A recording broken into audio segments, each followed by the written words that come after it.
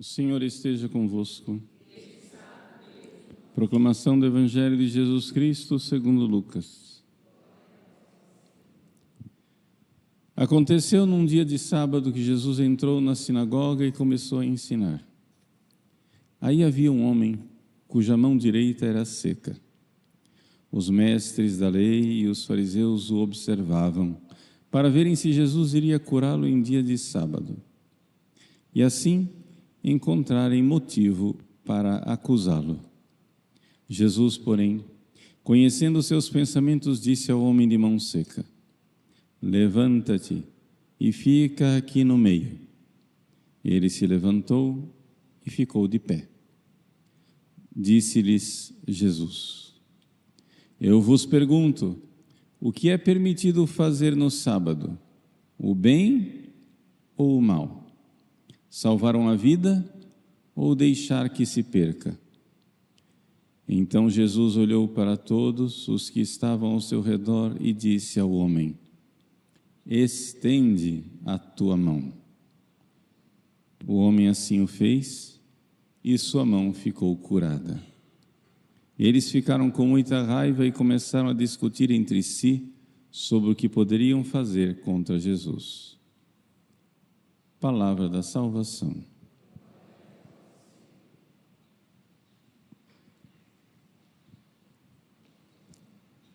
Meus queridos irmãos e irmãs, nós estamos na Quaresma de São Miguel, em que nós vivemos com bastante intensidade a consciência de que precisamos fazer o que Jesus nos ordenou. Quando orardes, dizei: livrai-nos do mal, livrai-nos do maligno.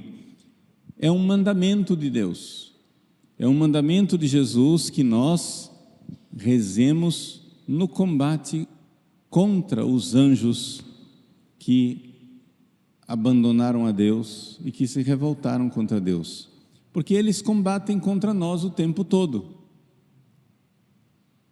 Se nós não nos dermos conta desse combate espiritual, a página do Evangelho de hoje fica totalmente incompreensível. Por quê? Porque vejam só, os fariseus, os doutores da lei, eram os líderes religiosos da religião que Deus, o próprio Deus, tinha instaurado neste mundo. Foi Deus quem escolheu Abraão. Foi Deus quem, com os 12 tribos, os 12 filhos de Jacó, instaurou as 12 tribos que ele, por Moisés, livrou da escravidão do Egito, da escravidão de Satanás. Foi Deus quem deu a esse povo a lei no deserto. Foi Deus quem enviou profetas para que esse povo permanecesse fiel na santidade. Foi Deus quem preparou tudo para a vinda de Jesus, através desta santa religião no Antigo Testamento. E, no entanto, quando finalmente, estando tudo preparado, na plenitude dos tempos, quando finalmente Deus vem a este mundo, o seu Filho vem para nos salvar, quem é que se levanta contra Deus? Os próprios líderes. Os próprios líderes da religião santa que Deus tinha instaurado. São os sacerdotes, não somente os sacerdotes, o sumo sacerdote, Caifás, que, por providência divina, tem o mesmo nome do novo pontífice que Jesus irá instaurar na santa religião renovada do catolicismo, Cefas, Pedro. Pedro, o primeiro Papa, o primeiro sumo pontífice, depois que Jesus sobe aos céus, ele é a cabeça visível da igreja. Pedro, Cefas, tem o mesmo nome do antigo sumo sacerdote da religião que foi substituída, Caifás. Cefas e Caifás é o mesmo nome. Pedra. Pois bem, o que acontece é que o sumo sacerdote do Antigo Testamento, com os mestres da lei, que eram os intérpretes, com os fariseus, que eram os homens que deveriam ser os mais piedosos, eles, justamente eles, porque veem que Jesus é de Deus, começam a tramar a morte de Jesus. O evangelho de hoje é muito claro. Vejam, eles já tinham condenado Jesus no seu coração. Pelo quê? Porque ele tinha feito o bem? Porque ele estava fazendo milagres? Porque ele estava pregando a santa doutrina?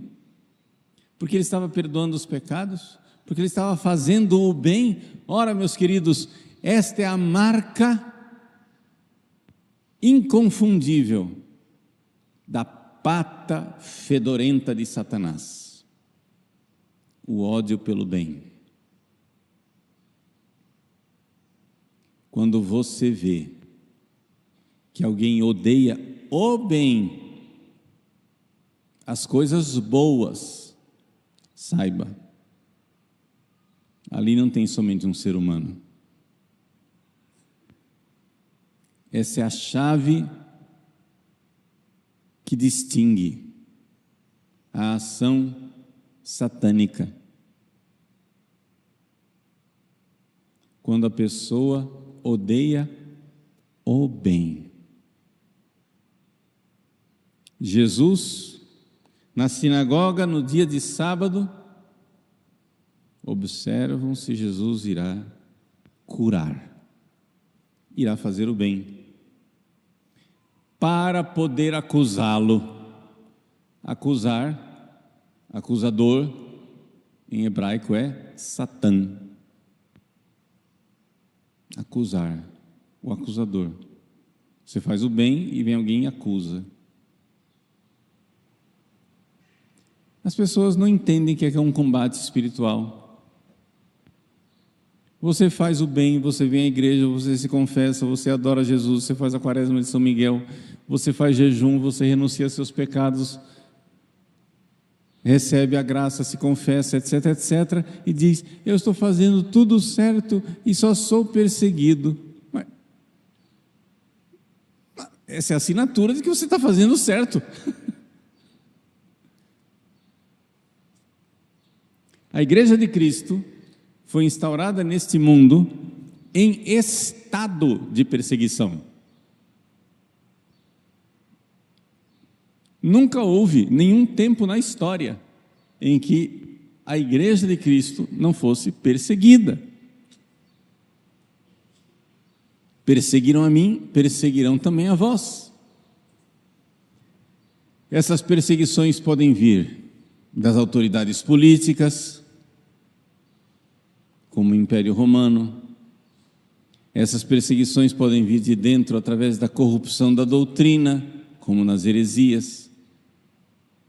Essa perseguição pode vir de dentro pela corrupção do próprio clero, que começa a viver uma má vida e persegue aqueles que vivem a virtude. Essa perseguição pode vir da apostasia de muitos. De onde vem a perseguição? Não interessa, isso varia conforme os tempos, mas em última análise ela vem do mesmo lugar, ela vem do fundo do inferno. É de lá que vem a perseguição. E esta é a marca Este é o distintivo da ação demoníaca no mundo. Um ódio pelo bem. Pelo bem. Isso é uma coisa que não precisou eu estudar muita doutrina para notar. Eu aprendi no coro.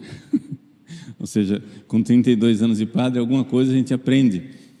E aprendi lá atrás, graças a Deus. Logo no início. Certas coisas você vê claramente a ação demoníaca.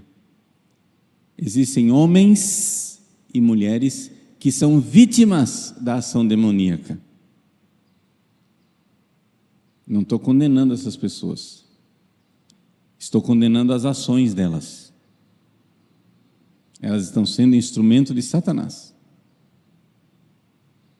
Pode ser que por uma bondade divina elas se arrependam do mal que fizeram conscientemente, ou sejam salvas porque fizeram o mal inconscientemente, mas foram instrumento do diabo. E a gente vê isso. Quando você, por exemplo, celebra a missa direitinho, só isso.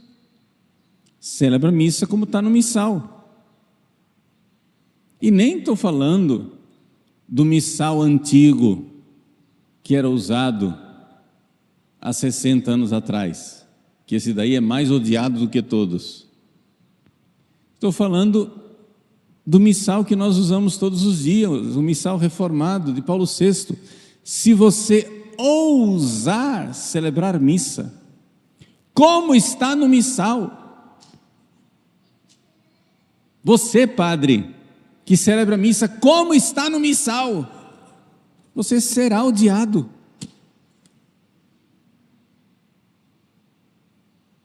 Experimenta.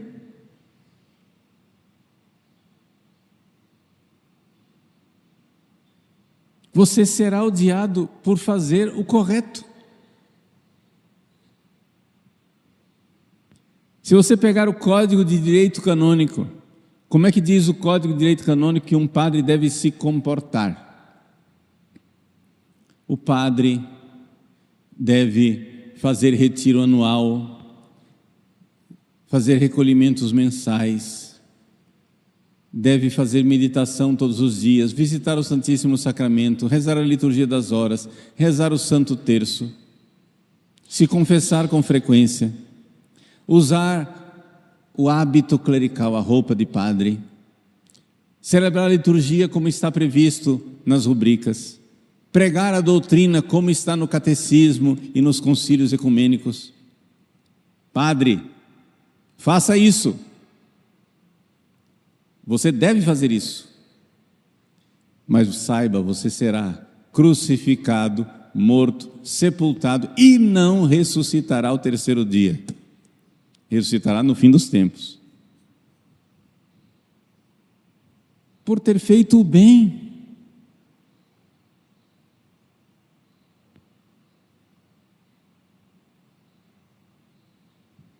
Se esse abençoado padre, então, quiser ser santo e quiser levar o povo à santidade, e no confessionário seguir a moral da igreja, der absolvição quando precisa dar, negar a absolvição com caridade e amor, quando precisar negar, aí sim.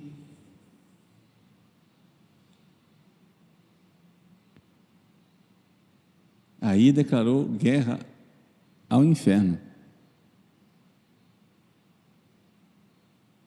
Meus queridos, normal. Não estou dizendo que está correto, mas é como se admirar que faz calor em Cuiabá, né? Nossa, que calor que está fazendo. Cara, você está em Cuiabá. Se você estivesse no Alasca, seria de estranhar. Você está em Cuiabá.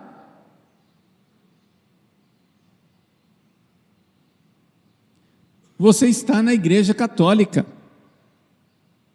Você está na Igreja de Cristo. perseguiram a mim, perseguirão também a vós. Meus queridos, não tenhamos dúvida que aqueles sumos sacerdotes, aqueles doutores da lei, aqueles fariseus que decidiram pela morte de Jesus, não tenhamos dúvida que estavam todos possessos.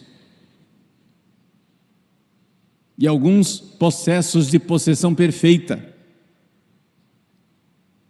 Possessão perfeita é quando a pessoa consente e quer ser possuída.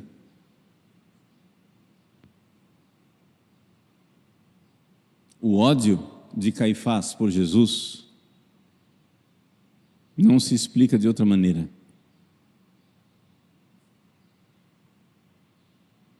Pilatos, o pagão Pilatos, que está no inferno também, mas Pilatos, o pagão Pilatos, ficou perplexo diante da maldade e da inveja dos sumos sacerdotes. São João nos diz, Pilatos sabia que os judeus tinham entregue Jesus por inveja.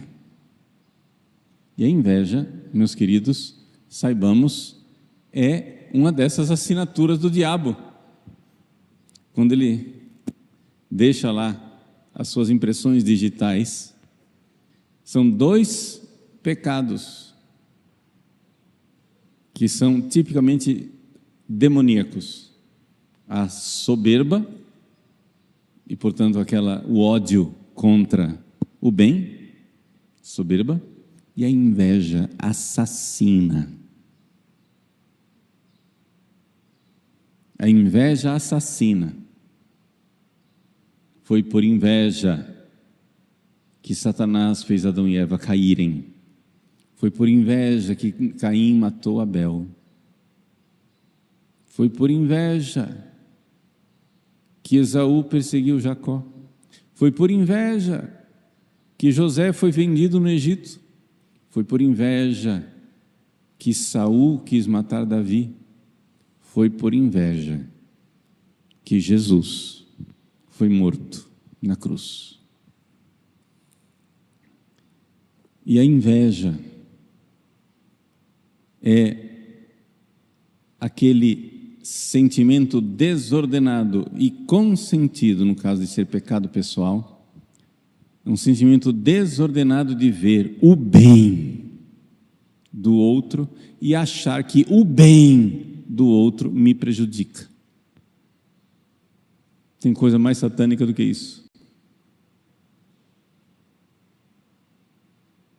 O outro está sendo abençoado, o outro está recebendo o bem, o outro está sendo agraciado, o outro está sendo santificado, o outro está ficando melhor, o outro está verdadeiramente trilhando o caminho de Deus, e você acha que o bem dele é o seu mal.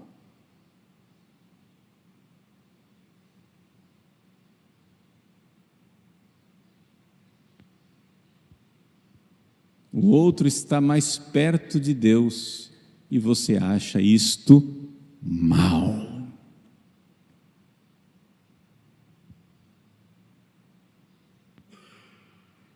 O outro está fazendo as coisas de Deus e você acha isto mal. Um verdadeiro ódio, um furor satânico contra o fato das pessoas progredirem espiritualmente, as pessoas ficarem melhores, mais obedientes, mais puras, mais castas, mais generosas, mais retas, mais fiéis.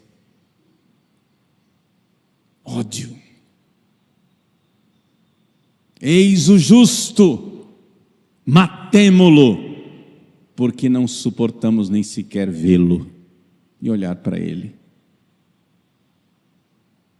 Eu estou dizendo tudo isso, meus queridos, porque nós estamos na quaresma de São Miguel. E você pode estar sofrendo coisas semelhantes. Não se admire.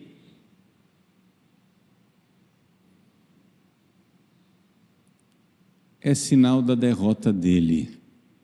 Satanás é derrotado e vai embora, mas antes de ir, ele esperneia.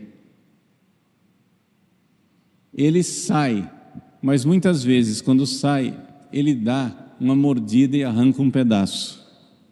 Mas vai embora. É melhor você ficar salvo com a cicatriz da luta do que você ficar ileso, abraçado com ele, indo para o inferno. Coragem.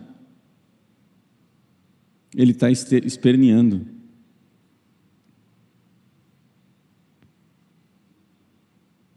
Eu atendi esses dias uma senhora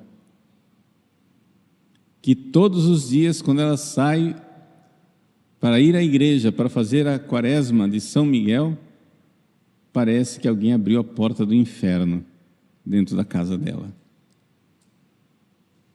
Fúria, zombaria, tentações, onde ela mesma se sente tentada e com vontade de desistir.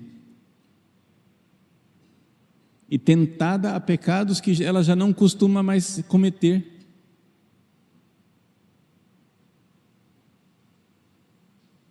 Pecados que já tinham sido superados e agora parece que voltam como tentação. Eu disse para ela: minha filha, que alegria, que bom, está funcionando. Ele sabe que foi derrotado. Ele sabe. E porque ele sabe, ele não quer que você saiba.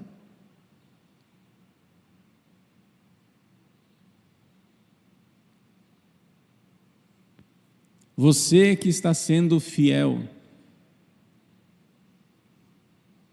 e está sendo perseguido, ele sabe que foi derrotado. Continue. O que ele não quer é que você saiba que ele foi derrotado. Por isso, fogos de artifício. Ele faz um show pirotécnico para você ficar com a impressão de que ele está ganhando. Mas é a única coisa que ele consegue fazer a essa altura. Escarcéu. O showzinho dele antes de sair. O diabo faz o seu show antes de sair.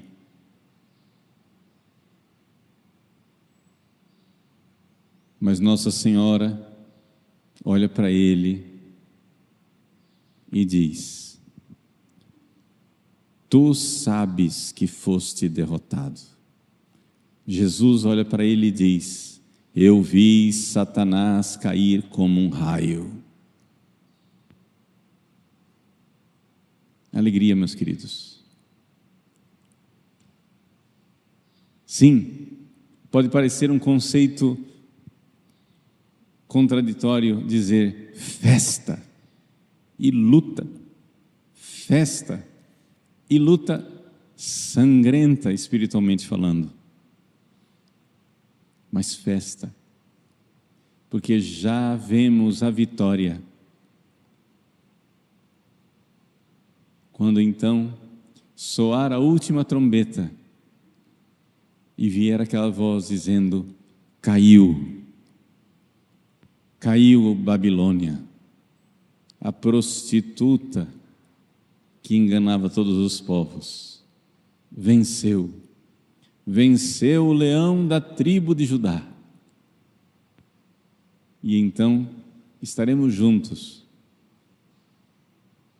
alegres, festivos, entoando o aleluia eterno. Amém.